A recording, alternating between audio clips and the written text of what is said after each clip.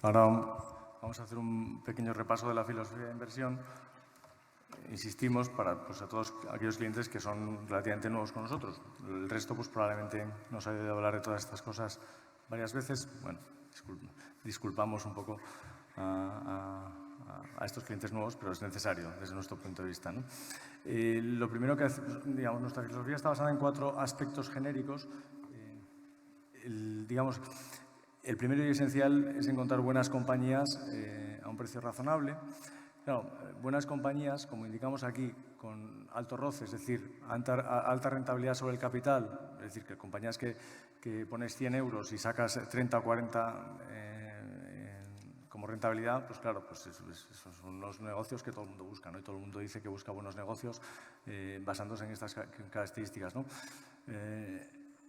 Nadie dice que buscaba los negocios con poca rentabilidad y sin futuro, ¿no? Bueno, pues sí, todos lo decimos, ¿no? Tiene que haber algo distinto, ¿no? Entonces buscamos compañías de alto roce sostenible en el tiempo, es decir, rentabilidad sostenida en el tiempo, y como son buenas compañías que generan mucha rentabilidad, mucha caja, que no se tire el dinero. Al final, pues eso que entra todos los años, ¿qué se hace con ello, no? Bueno, pues digamos, buscamos actitud correcta ante eso. O sea, que o se devuelva el dinero al accionista si no se tiene ideas, o se haga algún otro tipo de inversión correcta, pero bueno, en fin, a ver cómo se hace, ¿no? Entonces, este tipo de buenas compañías, evidentemente, no es fácil de encontrar a buen precio. Bueno, todo el mundo busca este tipo de cosas y hay una competencia importante, ¿no? Entonces, ¿dónde las solemos encontrar? Pues hemos puesto una lista en este caso, de 7 posibilidades, bueno, que son más o menos las que encontramos nosotros recurrentemente. Puede haber más, pero vamos, estas yo creo que recogen bastante de por lo menos lo que hacemos nosotros, ¿no? Y encontramos buenos precios provocados por una estructura familiar, accionarial. Prácticamente el 60%, el 70% de nuestras inversiones casi siempre ha sido compañías familiares. Nosotros ponemos un plus porque no somos capaces de controlar lo que hacen los gestores. En cambio, la familia, que tiene pues, el 100% de su patrimonio algunas veces en el negocio, pues tendrá cuidado en hacer las cosas y en hacerlas bien y a largo plazo, ¿no? Y como veis, en los últimos años, el grueso de nuestras mayores inversiones han sido compañías familiares, con familias en BMW, en Exor, en Schindler. Tipos de acciones preferentes, también en el caso de Exor y BMW, ejemplo de tipos de acciones distintas, en este caso acciones sin voto. El ejemplo que vamos a presentar luego es un ejemplo de una acción sin voto.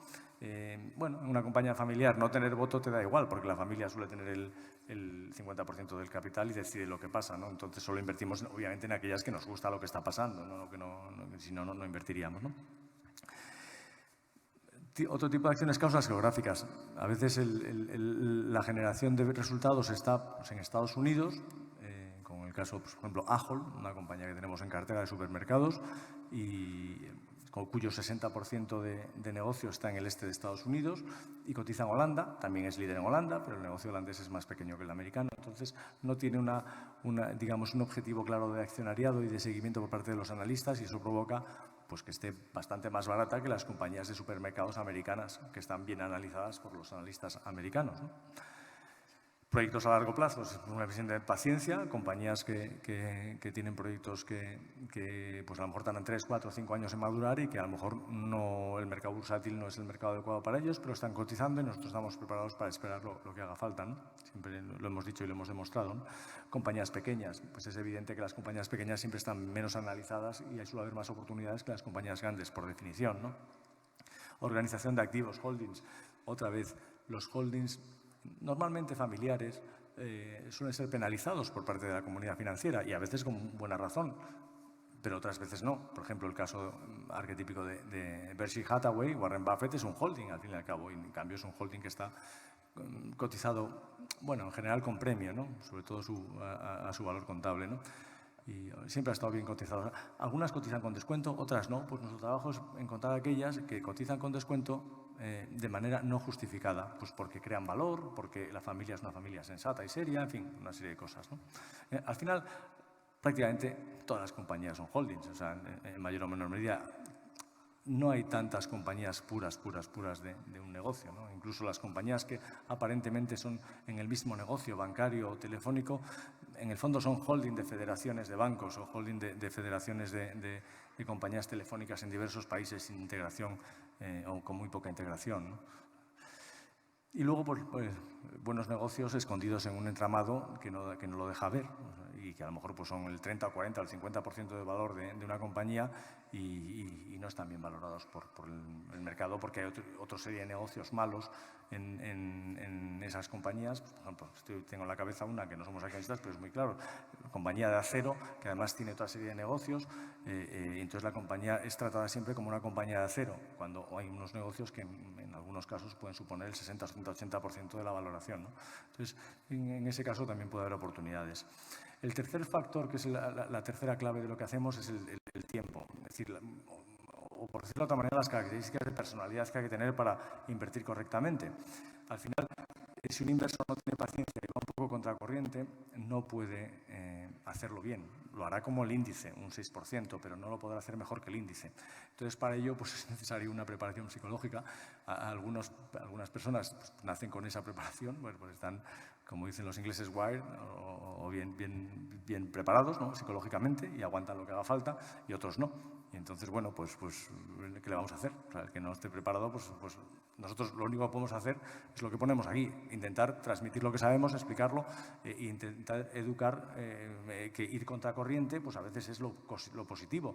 Está claro que es difícil, porque pues, va contra la naturaleza humana, todos tenemos que ir juntos porque cuando venga el león pues nos come, pues comerá otro, ¿no? En fin, eso es un poco, está en nuestras... Bueno, en nuestro ADN, ¿no? Entonces, quiero decir, estos factores en muchos casos son más relevantes que el mero análisis de las compañías. O sea, al final, en algunos casos, eres capaz de explicar en 3 líneas por qué una compañía está muy barata y ahora hay que decir, venga, ahora vamos a comprar una acción.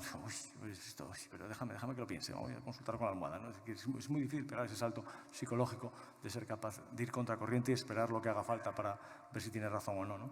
Y la cuarta pata es el esquema general de cómo funcionan las cosas, cómo funciona el hombre y la economía en general, que es la escuela austríaca, ¿no? Que es una escuela que, a diferencia de la neoclásica, pues, sí, los keynesianos y los monetaristas de Chicago y demás, Friedman, la escuela austríaca analiza el proceso por el que se llega al equilibrio, que es mucho más interesante y divertido que analizar los cuadros de equilibrio que te enseñaban en la universidad, que no sirven absolutamente para nada, porque es que como nunca estamos en equilibrio y no vamos a estar, porque estaremos muertos el día que estemos en equilibrio, pues entonces tiene mucho más interesante cómo llegamos a morirnos que no el proceso de estar muerto, ¿no? O sea, es decir, que entonces, la escuela austríaca es ideal para eso.